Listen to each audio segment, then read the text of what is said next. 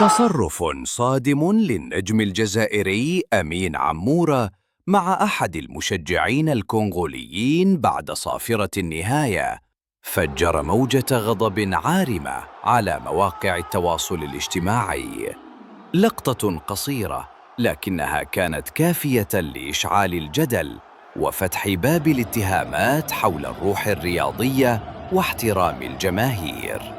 البعض وصف ما حدث بالاستفزاز غير المبرر، بينما دافع آخرون عن عمورة معتبرين أنه كان تحت ضغط نفسي كبير بعد نتيجة مخيبة. وبين هذا وذاك يبقى السؤال المطروح بقوة: